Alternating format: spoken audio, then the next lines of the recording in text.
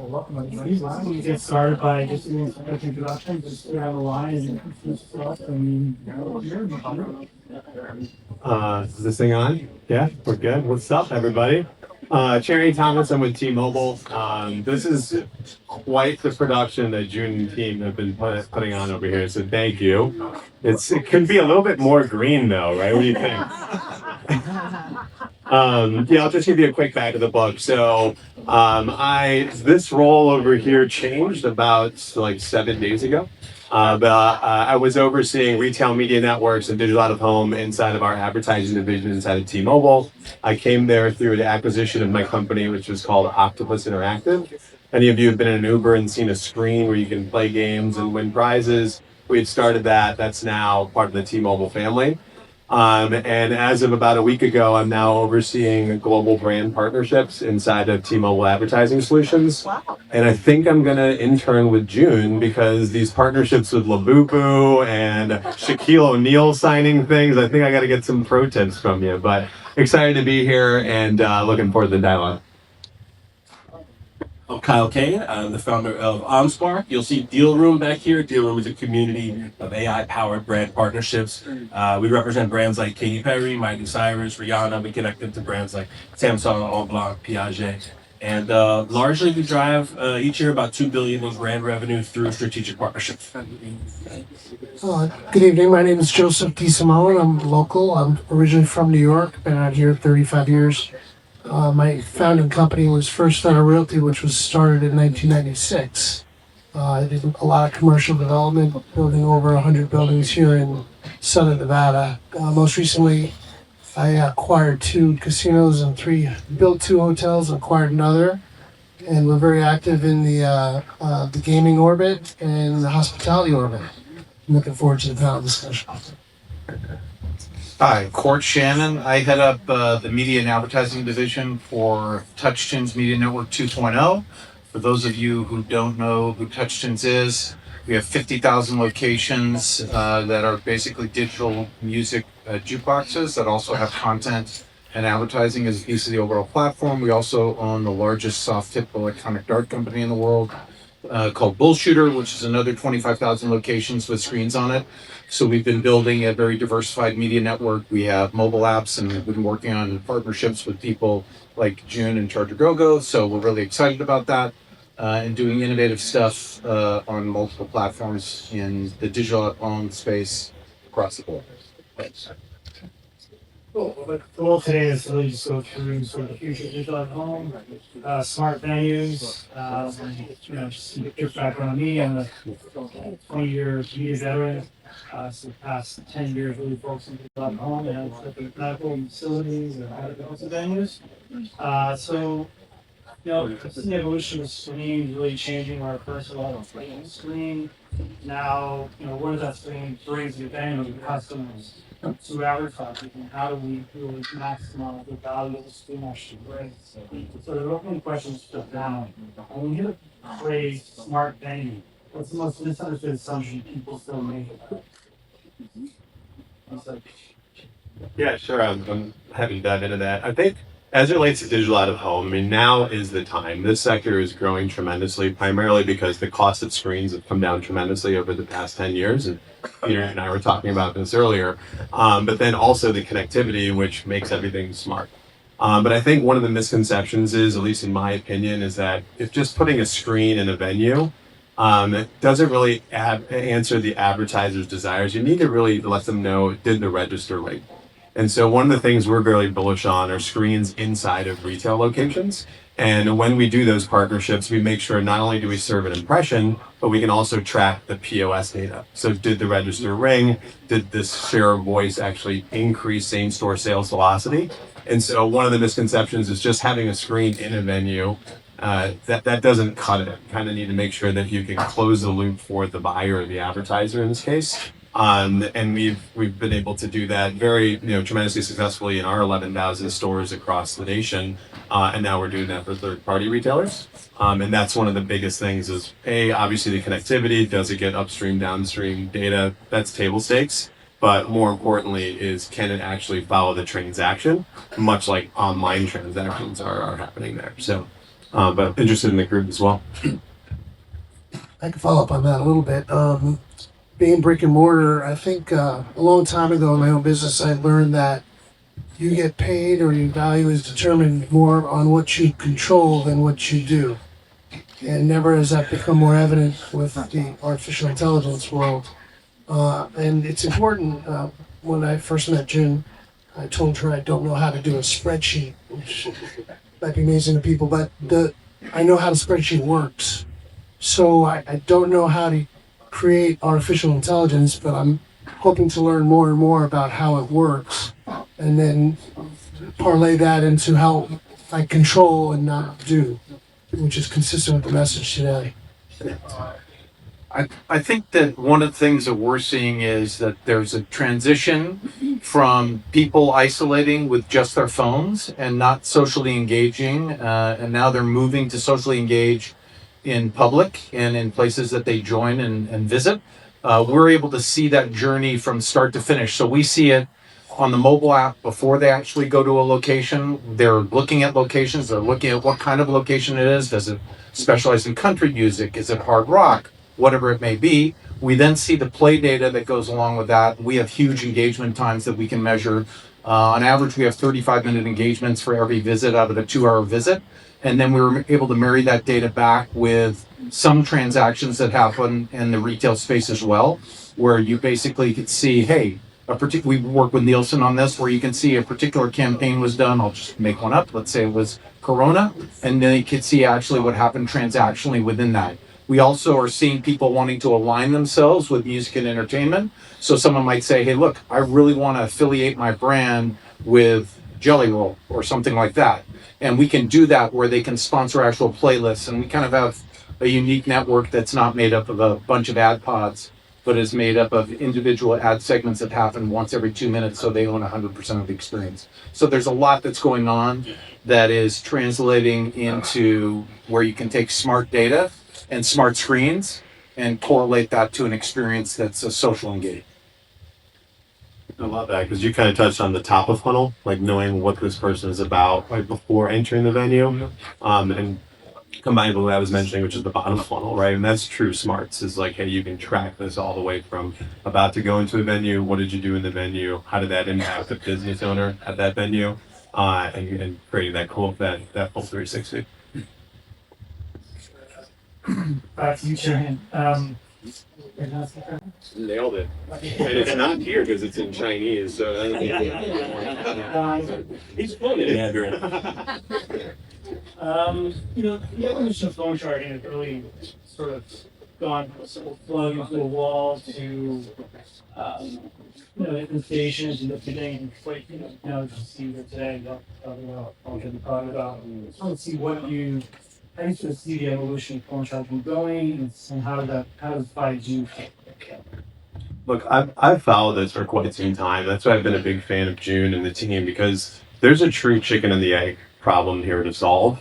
And you need that scale, right? Because, hey, you need to have the ability to utilize this and return it where you want to. So you have to build out this network. So every time I talk to her and I hear this passion of just like, hey, what has happened in China, what you could replicate here, it's been there, it's done that. And these are kind of like the mid innings, right? And there's clearly a leader that's taking charge, pun intended. But I do think that there's a lot of things that need to go right?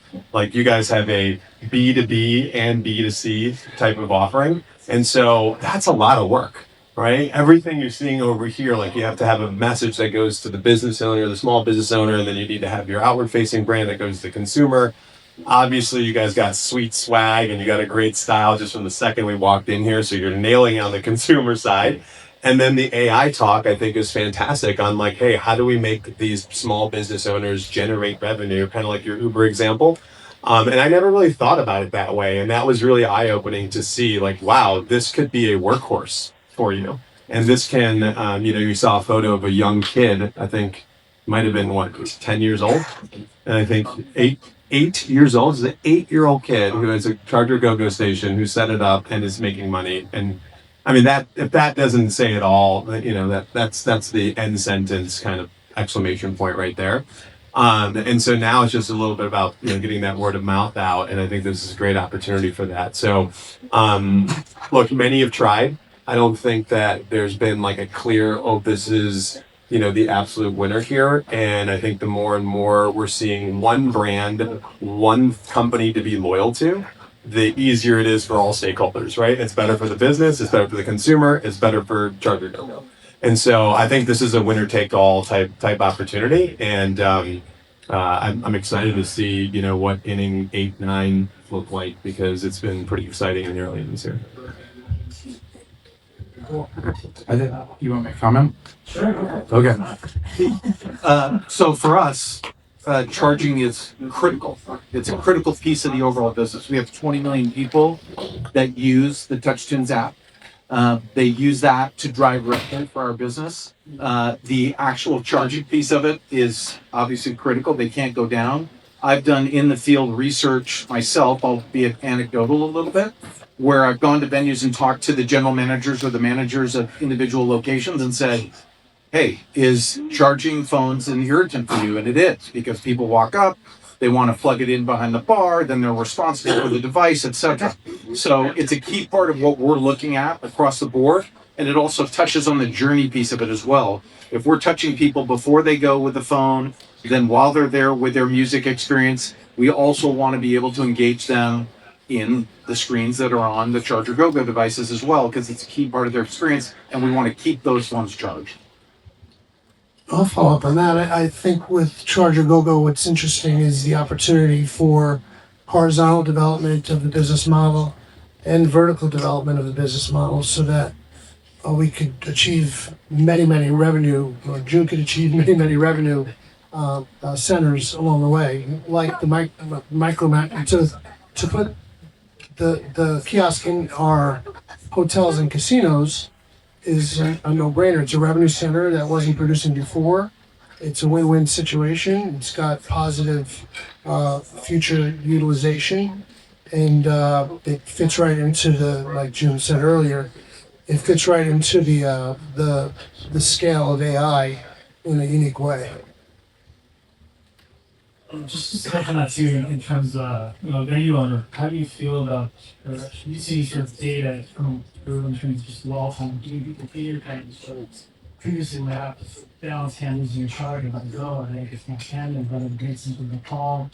We feel these types of devices for the smart establishments allowing them to spend more time between facilities and spend more money. There's definitely a practical application which attracts you to the product right away. But what's more important is the potential for growth in the environment that it's in. Of course, we want people to be able to stay at our properties and enjoy the hospitality more as time goes on, and as the evening goes on. We'll do anything to make them stay, right? But having something as subtle as the chargers there, and to have the screen and the advertising and the way the advertising is so directed now and unique to certain. She mentioned geofencing, and that's been a big part of our marketing plan, is to advertise as targeted as we can, and this complements that 100%. You gave a drink ticket with the Charger Go. I think that might be a win-win-win-win. Someone has a proprietary right to that. Kyle, bring you to the conversation. So OnSpark sits at the intersection of content, brands, and physical engagement. What makes charging-based media fundamentally different from traditional digital home screens in terms of consumer attention? I love this question, and it's a huge win for Charger Go. I mean, having been living and breathing at the intersection of content and commerce for the last 2 decades, there are some significant differences. I mean, creative needs to be turned on its head. For example, traditional digital out-of-home content, it's optimized for interruption. It's optimized for distraction, right? You've got big logos and bold creative, and you've got things moving around the screen. You've got repetition ad nauseum. Whereas in the charger-based environment, you've got an opportunity to be smarter, to be slower, to build narrative, to leverage emotional pacing and sequencing. And that's a rare opportunity. And rare opportunities should not be met with generic creative. So I think that's the first fundamental difference. Secondly, if you look at the psychology between the two, the mind of a consumer in traditional digital out of home is constantly scanning for what they can ignore, what they can skip, what they can mute, what they can pause, right? In the charging based environment, the mind of the consumer is saying, well, how do I use this time? Right? And so they're already bought in. I mean, intimacy in 2026 looks like this. The plug of the phone and the charger, right? And so you're leveraging that trust. I mean, if I'm charging my phone right now in my pocket, I'm using a Charger Go phone. Right? I mean, that doesn't get much more intimate than being in my pocket, being on my face, being in my house. So leveraging that trust to be able to teach consumers something, to be able to ask them to participate in something, it gives you an opportunity for participation because now they can process what's happening. So in short, I think a 3-minute interaction on a charging screen is going to outperform a dozen passive impressions on a traditional digital out of home interaction.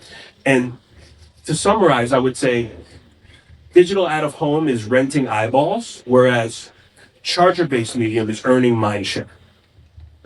Real interaction between the customer and the device is a true give and take, right? That's right. Versus just see an advertisement walking down the street and boom, there it is, and all right, there's Nike, but there's a real value that the device is doing. It can also be transactional. So it can take you from just seeing an ad to actually transacting in an ad environment with permission, of course, to be able to say, okay, I saw something, maybe you saw it on TV, maybe you saw it on a touchscreen device, but it also can marry you to T-Mobile if that's your provider. And it can marry that individual to saying, hey, look, I want to potentially purchase a product or I want more information on that product. So it kind of marries the best of what's in the connected TV world and brings it into that digital aspect.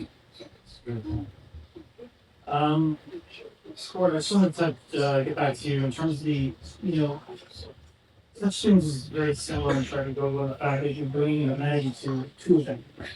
So just from your perspective, in terms of getting distribution for your product, as Charger Go is getting increasing distribution for their products and brands, how important is the amenity aspect for you guys to get distribution beyond only stores and trying to get further distribution? Well, I mean, it all starts with the fact that music is a vital and component of the entire experience when you're in venue. So that drives it. But it also is the revenue production. The revenue production that comes from people that are socially engaging, having fun together, sharing an experience, and they're spending money on music or other things.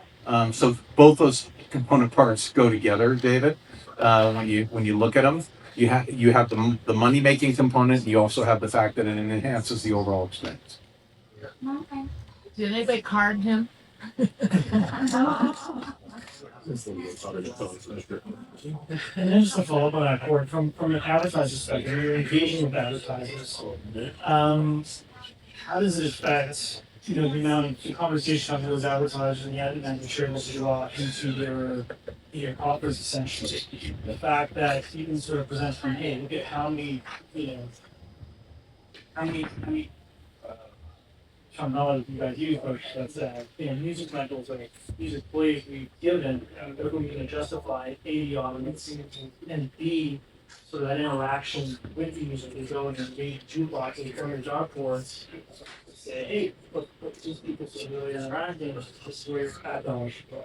Well, David, it kind of has gone to the point where it's all about the audience. It's all about the audience that you can deliver. Can you deliver the perfect audience that's 21 to 34, 21 to 49, or whatever that ends up being? And what are their affinities? We have data now that we're pulling where we can look at individual artists that comes from a third-party company, but we can look at individual artists and say, oh, a person who likes Shabuzi over indexes for Nike or under indexes for Adidas. So it can be both a positive and negative targeting. So you can look at that experience. And then if you can marry that with the journey and venue, where you've got the music, you've got that experience, and you've got a screen on your phone, and you've got a screen on the charging station, that brings it all together from an advertising component. And if you can make it transactional on top of that, it just continues to enhance the experience. Did that answer the question? I don't know. It does, it does. Just curious about how, today almost have dollar cents, right? And I think touchstones and trying to get those touchstones and that is expensive. How they interact with individuals. Is it a team, the clock is giving versus traditional kind of on screen, so like a bar where you're just Yeah, you owe a big thank you for keeping the party going. Because I don't know about you guys, but if my If you look phone, at the website, that's the touchers. there you go. But like, if my phone gets to like red, y'all are great, but I'm out of here, right? Like, it's like that's like critical panic mode, right? And like, you could lose your wallet, you can lose your keys. The day will still go on, but like, if your phone is out of power, like, stop. Like, I needed to get in my car, I need to get in my house, I need to pay bills. So it's such a critical pain point that you're solving for. And at T-Mobile, we know a lot about that. It's part of our business. Our ethos is just like, hey, what pain points do you have, and how can we solve for that? And this is such a I love the commercial too, right? Because we've all kind of been there in one way, shape, or form. I'm just, oh gosh, but anyway, to Touchtune's point, if that phone is in red and I'm in a bar, That's bad. it's bad, That's right? bad, It's like yeah. we're not playing another song bad. here, or we're going home. So Direct revenue reduction. What's interesting to me in the conversation, Kyle mentioned it a few times, and his point was well taken, but he used the word intimacy 3 times. Yeah, and which is interesting because it is an intimate relationship that we have with the Charger, isn't it? And it's something that sparks an interest right away for me because the lack of intimacy in my industry causes static growth. So it's important to understand that, and I'm glad you brought it. I didn't think the word intimacy was going to come up in this conversation, Sorry. but I'm glad it did. Joseph, go back to you. What revenue models actually get traction with property owners? Media share, data insights, or enhanced guest experience? What gets trash? What gets trash?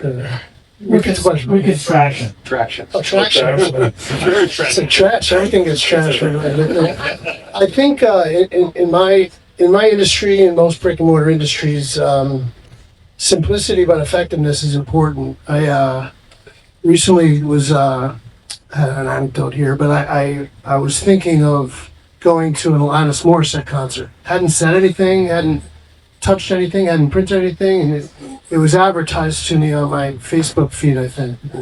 So I was wondering all night, well, why did that happen? And I realized that it was artificial intelligence putting 2 previous thoughts together that can only lead to one ultimate thought and conclusion. So then I went to a conference the next day and heard that AI's IQ is 167 compared to my 165.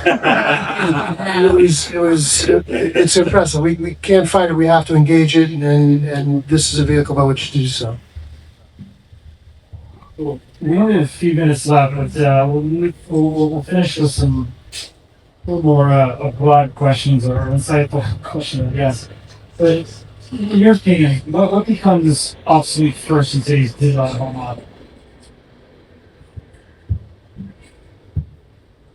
What becomes Obsolete in today's digital home model. So is it just the traditional screen behind the bar, or larger signage, smaller signage? Like, I mean, what do you think the issue is? so I think there's a lot of stuff happening in the digital out of home space that has no purpose for being in the location that's in, other than to serve ad after ad after ad. I think a lot of those platforms, publishers, and companies are going to go by the wayside.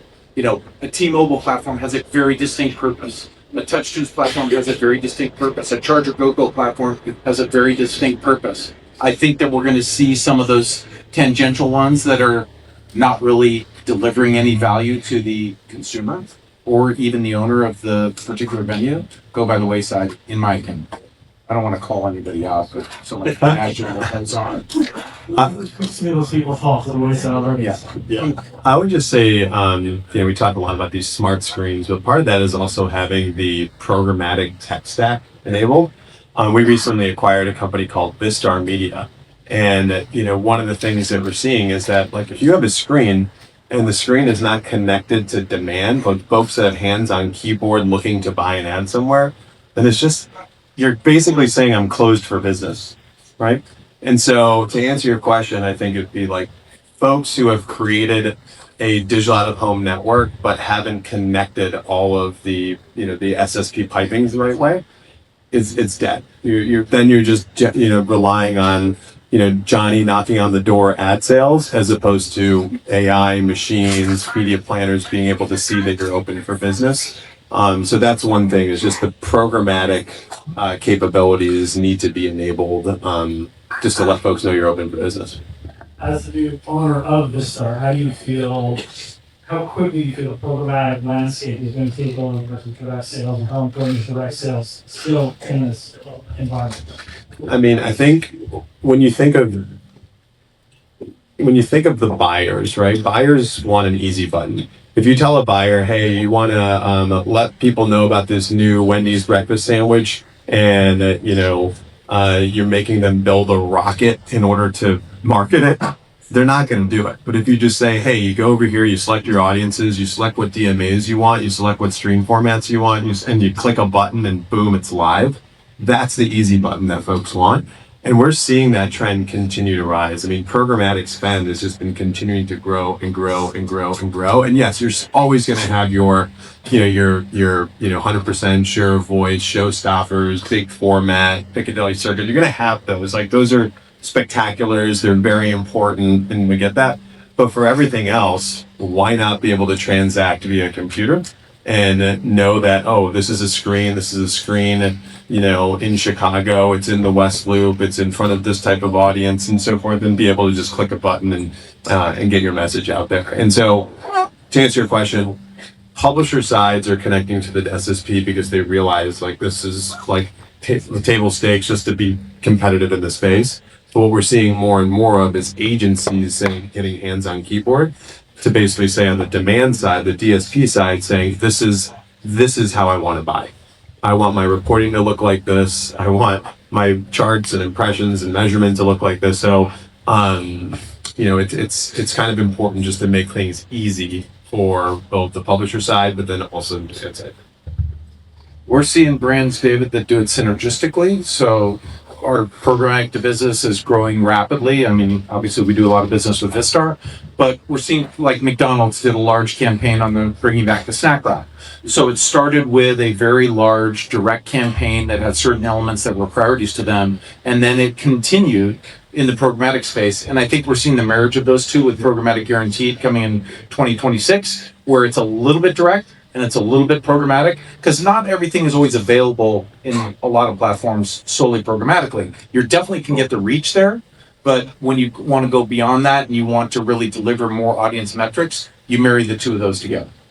Do you think, just to finish up, do you think the relationship, the sort of madman style of buying media, going for lunch, working directly with brands, is that just dying out in the next few years?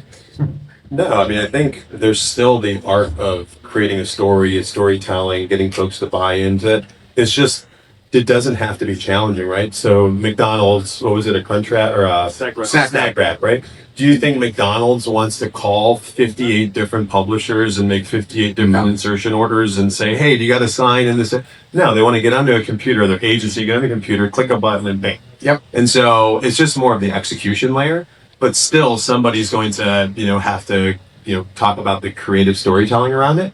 And, I still think that humans are great at that, and using AI to support is great. But there's still a cell need to be had.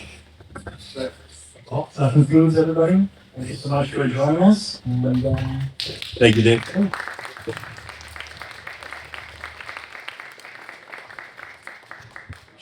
Okay.